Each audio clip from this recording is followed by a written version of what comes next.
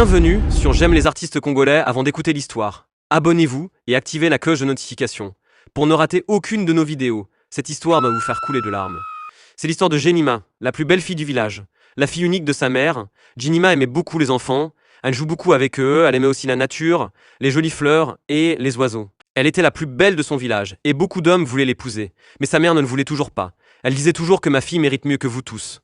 Alors un jour, les hommes décidèrent de venir un par un demander sa main à sa mère. Ils se présentèrent avec leurs biens. Certains avaient des bœufs, d'autres possédaient des hectares de terre, d'autres étaient considérés comme le plus fort du village, et d'autres de grands pêcheurs. Ils étaient tous venus demander la main de Jenima, mais sa mère refusait toujours, et personne ne savait pourquoi. Sa mère semblait vouloir que aucun garçon s'approche d'elle, car elle était belle, de taille élancée, et elle impressionnait tout le monde. Les gens se posaient beaucoup des questions. Est-ce vrai qu'elle est née dans ce village ? Parce qu'elle avait une beauté à couper le souffle. Sa mère visait de l'agriculture. Un jour, elle tomba malade et ne put plus labourer la terre. Jenima prit le relais chaque matin. Elle allait labourer la terre jusqu'à ce qu'un jour, pendant qu'elle travaillait, elle entendit un bruit. Là, elle voit 4 hommes qui voulaient attaquer, parce que elle était tellement belle même. Elle voulait pas céder aux avances des hommes. Le 4 hommes voulaient la faire du mal. Heureusement, ce jour-là, Jenima était si sage que, lorsque elle a vu ces hommes de loin, elle a pris la fuite. Depuis ce jour-là, sa mère m'interdit d'aller dans la forêt ou dans les champs toute seule. C'est alors que elle décida de vendre des fruits au marché du village. Tout se passa à merveille, mais lorsque les clients la voyaient, elle voulait toujours acheter, car sa beauté attirait beaucoup des clients. Tout le monde dans le marché était impressionné par sa beauté. Elle aimait beaucoup les animaux. Même ceux que l'on considérait comme sauvages, elle pouvait très bien rester avec eux. Elle était une fille exceptionnelle. Elle n'avait pas de petits copains, comme le faisaient d'autres filles. Beaucoup d'entre elles tombaient enceintes avant l'âge. D'autres côtoyaient toujours les garçons, mais elle ne faisait jamais cela. Elle avait reçu une très bonne éducation de la part de sa mère. Et là, ça faisait beaucoup de temps que sa mère était malade.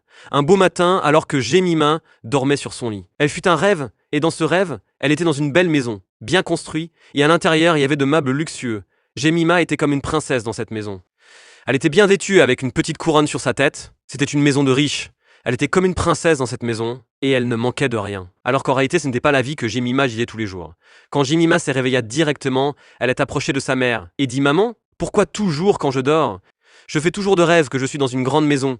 Luxueuse, une maison réservée aux riches, et pourtant moi, je dors dans la case, et essaye un peu de m'expliquer pourquoi je rêve toujours ça. » Sa mère lui répondit tout simplement « Jenima, déjà, je me sens pas bien. Je t'ai toujours dit que tout le monde fait de rêves. Le rêve ne sont pas toujours de réalité. Tu dois comprendre cela. » Jenima répondit à sa mère « Je sais, maman, que tout le monde fait de rêves. Mais quand je demande à mes amis, elles me disent toujours qu'ils ne rêvent pas comme moi. Qu'elles peuvent faire de rêves, mais pas une répétition de rêves, comme chez moi. » Sa mère lui dit « Jenima, ne t'inquiète pas. Peut-être que, un jour, tu deviendras riche et Dieu essaie de te montrer indirectement. » Cette fois-ci, elle décida de ne pas embêter sa mère, qui ne se sentait pas bien. Elle répondit à sa mère « Oui, maman. J'espère que cela m'arrive, car ma vie que nous menons tout le jour me déplaît tellement. » Jenima prit la cruche pour aller puiser de l'eau. Quand elle sortait sa maison, sa mère était restée toute seule. Elle s'est dit pourquoi ne pas dire toute la vérité à Jenima, pour tout ce que je lui ai fait. Je suis tellement cruelle, et la vie m'a rendu, c'est que je semais depuis ce jour-là. Je n'arrête toujours pas de tomber malade, et là je suis de plus en plus faible. En plus, je n'ai pas offert une meilleure vie, car depuis que nous sommes là, c'est toujours souffrance sur souffrance. Jenima a beaucoup souffert dans mes mains. Mon Dieu, donne-moi le courage de lui raconter toute la vérité. Pendant tout ce temps, Jenima partait puiser de l'eau dans la pluie. Et là, elle rencontra d'autres filles. Beaucoup de filles étaient jalouses, elle, pour sa beauté. Elle était la plus belle de son village et beaucoup la demandaient. « Dis-nous, Jenima, est-ce que celle-là, c'est vraiment ta mère ?» Elle répondait toujours « Oui, oui, c'est ma maman. » L'une de filles prend la parole et lui dit « Parce que ta mère avait quitté le village, parce qu'elle était divorcée de plusieurs hommes. » Elle n'arrivait pas à tomber enceinte, mais après 1 an passé en ville, elle retourne avec un bébé, et là Jenima l'a coupé la parole et lui dit avec colère « Qu'est-ce que vous insinuez là ?» L'autre fille a répondu « Tu dois juste poser beaucoup de questions à ta mère, parce qu'elle ne te ressemble pas du tout. Regarde-toi, tu es plus belle, et puis, vous n'avez pas la même couleur de peau. Est-ce que tu as déjà posé des questions concernant ton papa ?» Directement, Jenima a commencé à crier « Arrêtez s'il vous plaît, mêlez-vous de vos problèmes. Ma mère, elle est déjà malade. Je ne veux pas la stresser, car elle est tout pour moi. Alors, arrêtez avec vos questions banales. C'est ma mère et c'est tout. Elle m'a déjà dit que mon père ne voulait pas de moi. C'est pour cela il ne pas ici. » Et là, les filles ont répondu. « Ok, c'est bon, pas la peine de se fâcher, de crier. » Après cela, Jenima ne voulant plus aller puiser de l'eau. Elle rentre vite à la maison et là, elle trouva sa mère allongée par terre. « Maman, maman, oui, répondit sa mère. Est-ce que tu peux m'expliquer quelque chose ? Pourquoi je n'ai pas la même couleur de peau que toi ?» Sa mère répondit « C'est quoi ces questions banales ? Je t'ai toujours dit que ton père avait une couleur de la peau claire et tu l'as hérité de ton père. Ok, c'est bon maman. Alors pourquoi je ne te ressemble pas ? Sa mère lui répondit. Jemima, mais je ne comprends pas pourquoi soudainement tu commences à me poser beaucoup de questions. N'est-ce pas que quand je t'ai montré la photo de mes parents, tu m'as dit que je ne ressemblais pas à mes parents? Oui, je sais maman que toi, tu ne te ressembles pas à ton père et à ta mère, mais au moins, tu te ressembles à quelqu'un de ta famille, à ta tante, Rachel. Mais moi je me ressemble à personne, je ne connais pas mon père, hein. Je ne connais ni la famille de mon père, tu me parles pas d'eux. Dis-moi maman, aujourd'hui, j'ai croisé quelques filles qui ont essayé de me parler des choses banales, comme quoi tu étais la stérile du village, tu ne pouvais pas avoir d'enfant. Maman, dis-moi, c'est quoi cette histoire? Parce que tu m'as jamais parlé de ça. Sa mère ne pouvait même pas dire un mot tellement que...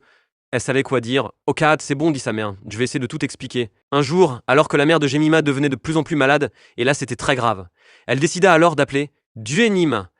Pardonne-moi pour tout ce que je te fais. Pardonne-moi pour la vie que je t'ai offert. Elle parlait d'une voix faible. Jemima ne comprenait rien.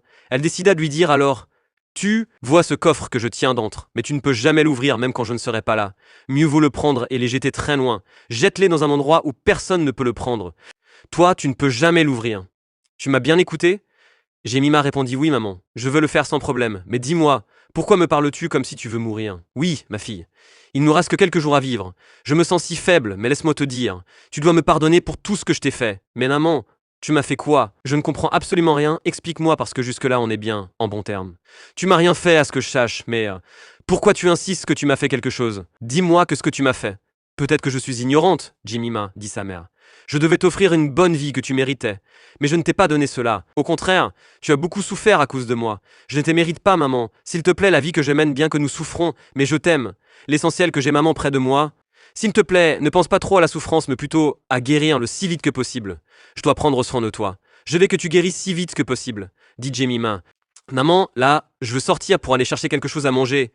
Promets-moi qu'après moi tu vas te remettre, s'il te plaît.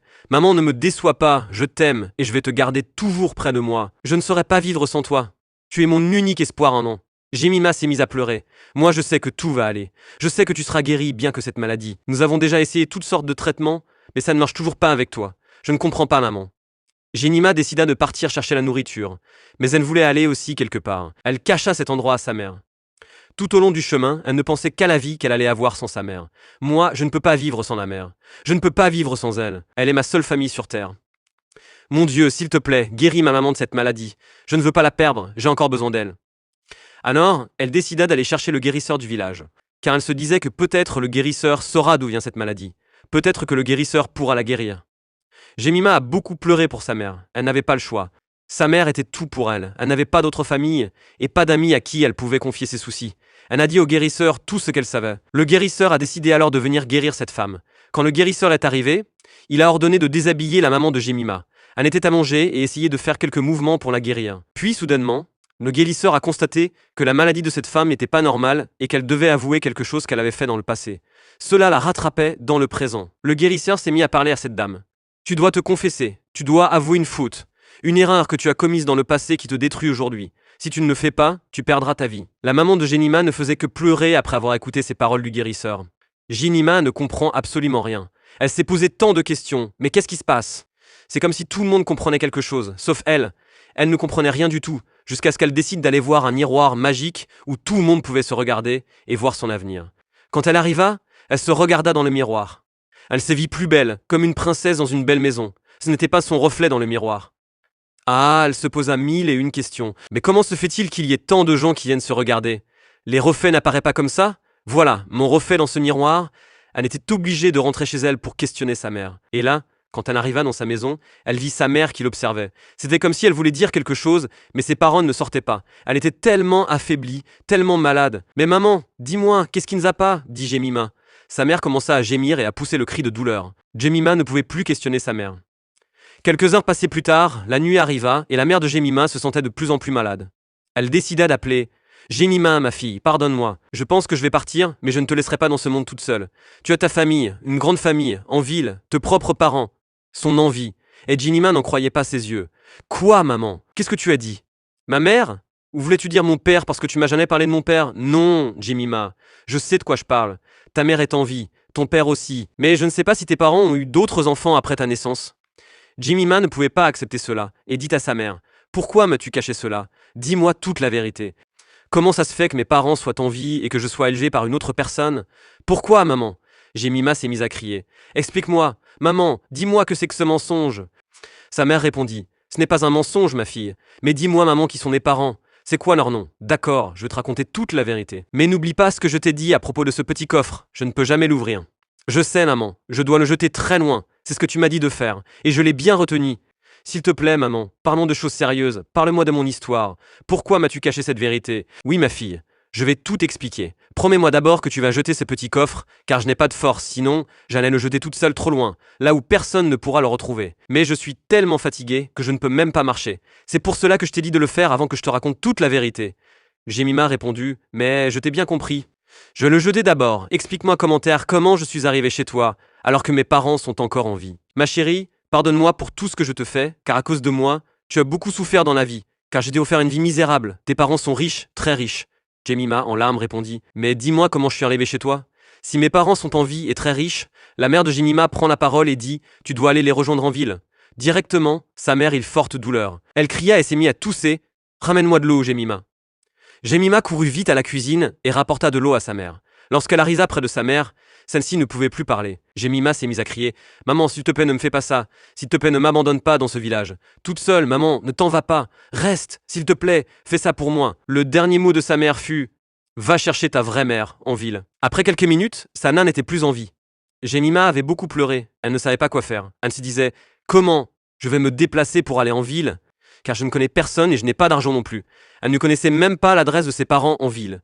Elle se demandait « Que veux-je faire ?» jusqu'à ce qu'elle décide d'aller voir le chef du village. Quand elle arriva chez lui, elle expliqua que celle qui venait de mourir n'était pas sa vraie mère, comme elle l'avait avoué avant de mourir. Le chef du village décida de l'aider, mais avec une seule condition. Comme tes parents sont riches, tu dois nous promettre que si un jour tu retrouves tes parents, tu leur parleras de ce village pour qu'ils viennent aussi nous aider. Jemima a accepté, mais au fond d'elle, elle se disait « Je ne connais même pas l'adresse de mes parents, je ne connais même pas leur nom, mais comment vais-je les retrouver ?» Elle n'avait pas le choix. Elle devait se rendre en ville car au village, elle n'avait personne. Bien que ses amis l'aient consolée, elle ne pouvait pas vivre seule dans sa case. Jemima décida alors de quitter le village pour se rendre en ville. Le chef du village lui prêta une petite somme d'argent qu'elle devait rembourser après avoir retrouvé ses parents. Elle devait se servir de cet argent pour se rendre en ville et pour se nourrir quelques jours. Jemima avait pris la décision de quitter le village. Elle était tellement déterminée. Elle se disait « La mère qui m'a élevée est morte, c'est elle que je connaissais, c'est elle que j'ai appelée maman tous les jours. Mais avant de mourir, elle a encore détruit ma vie. Le fait de savoir qu'elle n'était pas ma vraie mère, que mes parents m'avaient abandonnée, me trouble. Que faire ?» Elle sortit de sa case avec un sac sur la tête pour se rendre en ville et là, elle se rappela qu'elle avait abandonné le petit coffre que sa mère lui avait interdit d'ouvrir. Elle décida alors de rentrer pour récupérer ce coffre et le jeter très loin. Au moment où elle se promenait, elle vit un véhicule qui passait par le village. Ce véhicule venait de la ville. Elle se dit « Je dois aller jeter ce coffre dans l'eau, mais si je m'éloigne d'ici, je vais rater le départ. » Le chauffeur de la voiture lui parla et lui dit « Oh, belle dame, qu'est-ce que tu fais à marcher comme ça? Où vas-tu » Jemima répondit « Je vais en ville. » Le monsieur lui dit « Monte dans ma voiture, je vais t'amener gratuitement car moi aussi je vais en ville. » Elle monta dans la voiture, mais au fond d'elle, elle se disait « Ma mère voulait que je jette ce coffre dans le village. Mais que vais-je faire avec ?» Elle décida de les ramener en ville. Peut-être qu'elle trouverait un endroit pour les jeter. La distance était longue et ça a pris plusieurs heures. La femme que vous voyez en image s'appelle Rita. Elle est très belle. Vous pouvez le constater, elle n'est pas seulement belle, mais riche aussi. Elle a un seul enfant avec son mari. C'est une famille qui vivait très heureuse. Il ne leur manquait de rien.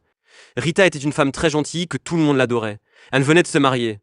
Leur mariage était somptueux. Elle a eu un mariage de rêve qui a laissé une histoire à l'époque. Son mari est très riche, et elle aussi. Ce mariage a rassemblé plusieurs invités nobles. C'était un mariage exceptionnel, jamais vu auparavant. Rita possède une agence de mannequinat où elle accueille de jeunes filles pour les transformer en grands mannequins.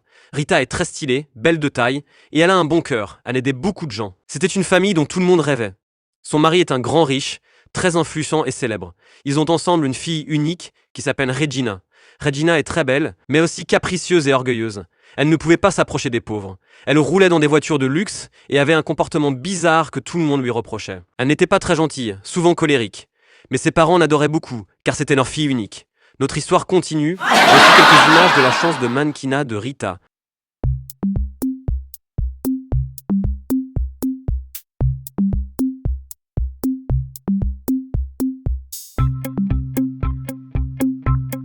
Regina aimait beaucoup le luxe. Elle aimait beaucoup dépenser l'argent de ses parents en allant dans de boîtes de nuit pour fêter avec ses amis. Elle aime beaucoup l'ambiance, car tout le temps, elle était accompagnée de ses amis pour fêter. À part ça, elle aimait beaucoup voyager à tout le temps. Elle devait se déplacer dans des jets privés. Elle menait vraiment une vie de riche. Tellement qu'elle est une fille unique, Elle profite bien de ça. Ses parents l'adorent beaucoup. Tout le monde adore Regina, sauf que son comportement un peu bizarre que d'autres ne comprenaient pas. Regina est très capricieux. Regina aime beaucoup prendre soin de sa peau à tout le temps avant de dormir. Elle fait ce soin car elle aime beaucoup briller. Elle a une belle peau à la base. Elle est très belle et elle prend bien soin de son corps. Regina aime beaucoup changer de coiffure aujourd'hui. Vous pouvez la voir avec une coiffure après quelques jours. Encore une autre nouvelle, car elle aime beaucoup se métamorphoser. Elle aime beaucoup se maquiller, se faire belle, car beaucoup étaient attirés par sa beauté. Mais jusque-là, Regina en avait aucune relation sérieuse. Elle aimait beaucoup s'embrouiller avec les hommes, mais pas une relation sérieuse, car pour elle, l'amour de ses parents était suffisant. Elle aime beaucoup danser, elle passait beaucoup son temps dans sa chambre pour faire quelques pas de danse, sans oublier les sports qu'elle faisait chaque week-end. Elle aime aller se balader, aller dans des endroits touristiques quand avec. Rita, elle est la plus belle femme, malgré qu'elle a déjà une grande fille. Elle lutte toujours contre la vieillesse, elle prend bien soin de son corps. En la regardant, elle brille toujours. Elle s'habille toujours de manière très classe. Elle aime porter des vêtements qui mettent son corps en valeur, avec de belles chaussures à talons et des vêtements dignes des plus riches, de très bonne qualité. Rita est très intelligente. En plus de la richesse de son art, elle est une femme d'affaires. À part son agence de mannequinat, où elle recrute des filles pour en faire de grandes mannequins, elle fait aussi d'autres choses. C'était une grande femme d'affaires. Elle n'est pas uniquement la femme d'un homme riche, mais une femme qui ne dépend pas seulement de son mari. Elle pouvait également gagner sa vie toute seule, tout comme son mari. Ils vivaient un amour fou. Ils aimaient beaucoup marcher ensemble. Leur amour était remarquable, un véritable amour, un amour sincère. En regardant leur couple, on voyait que c'était un amour réciproque. Jemima et le chauffeur continuaient la route ensemble. Le chemin était très long, et ils devaient parcourir des kilomètres. Enfin, ils sont arrivés. Jemima a découvert la ville. Ils sont arrivés la nuit. Le chauffeur lui demanda « Dis-moi, où vas-tu dormir ?» Anne répondit « Je ne sais pas encore parce que je ne connais personne en ville. » L'homme lui posa encore la question « Comment peux-tu ne connaître personne en ville et être venu ici ?» Anne répondit « C'est parce que je suis à la recherche de mes parents. »« Quoi ? Tu es à la recherche de tes parents ? Tes parents sont ici, mais tu ne connais même pas leur adresse ?» Elle expliqua « Imagine que je ne connais même pas leur visage ni leur adresse. » Cet homme lui dit « Viens chez moi, je vais t'offrir à manger. » Elle refusa « Non, je ne peux pas venir avec toi. Tu es un homme, comment puis-je rester chez toi ?» L'homme répondit « Mais tu ne peux pas dormir dehors. Je ne te ferai pas de mal. J'ai des enfants de ton âge. Je suis un homme sérieux. Fais-moi confiance. Suis-moi, je vais te donner à manger et tu pourras m'expliquer un peu ton histoire. » Jemima a suivi cet homme jusqu'à sa maison. Elle n'avait pas le choix quand ils sont arrivés. Cet homme lui présentait la nourriture. Elle mange avec appétit tellement qu'elle avait faim. Au moment de dormir, elle refusait de dormir. C'était comme si elle voulait veiller avec son sac à la main jusqu'au matin. Cet homme lui dit « Fais-moi confiance, vas-y, dors. Je te laisse mon lit, moi je dormirai sur le canapé. Je veux pas te faire de mal, regarde. Je vais te montrer une photo de mes enfants. » Jemima n'avait pas confiance en cet homme, car elle se souvenait du drame qui s'était passé au village. Depuis cette époque, elle ne faisait plus confiance aux hommes. La nuit arriva. Tout s'est bien passé. Ils se sont bien dormis. Les matins, cet homme devait aller au travail. Il s'adresse à Jemima. « Jemima, moi je vais travailler. Quand je vais rentrer le soir, on va enfin planifier. Comment est-ce que on va aller chez tes parents ?» Jemima répondit « Non, ne me laisse pas tout seul. J'ai tellement peur de cette grande maison. L'homme s'est mis à rire. Ça, ce n'est pas une grande maison, ma fille. Il y a de grandes maisons plus que ça. Comme là où je travaille chez un boss qui a une grande maison, un villa. » Jemima répondit « Seulement, je ne suis pas habituée à rester toute seule dans une grande maison.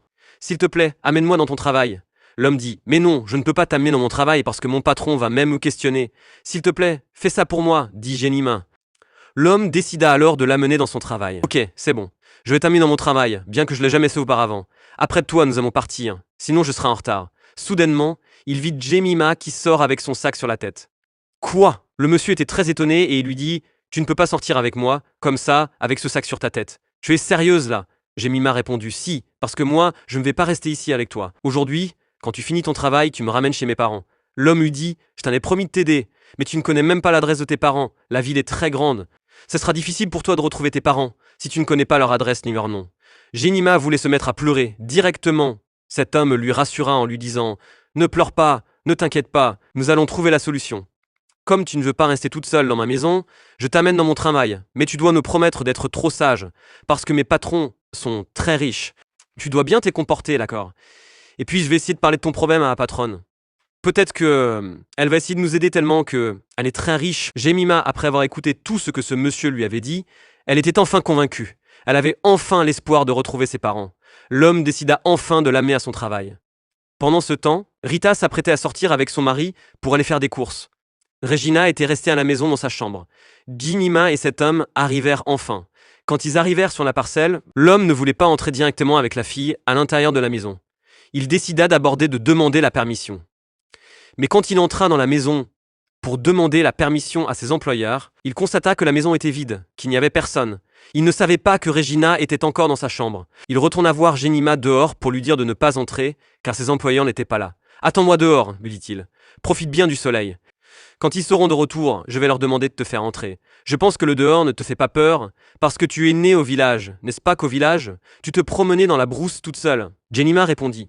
« Je n'ai pas peur du tout, je regarde juste la grandeur de cette maison. Waouh, je n'ai jamais vu une si grande maison auparavant. Avec ma petite case au village, je n'aurais jamais pensé voir une si grande maison un jour dans ma vie. » L'homme lui dit « Tu aurais peur de rester seul dans la maison, et pourtant ma maison est plus petite que celle-ci. » Ils se mirent à rire. L'homme lui dit « Reste ici, je vais aller travailler. Je suis jardinier, je m'occupe de la pelouse et des fleurs. Reste là et attends-moi, d'accord ?» Rita et son mari, après avoir fini de faire toutes les courses, ils rentrent ensemble quand ils sont arrivés. Ils ont aperçu quelqu'un dehors, et il s'approcha. C'était une fille, et elle dit bonjour. « Pourquoi es-tu dehors? Dis-moi, tu es venu intégrer le groupe de mannequins ?» Rita pose la question à Jemima. « Pas du tout, madame. Je suis venu ici avec quelqu'un et il m'a laissé dehors, répondait Jemima. »« Avec quelqu'un ?» dit Rita. Jemima a eu très plaint de détruire le travail de ce bon chauffeur qui la met dans son travail.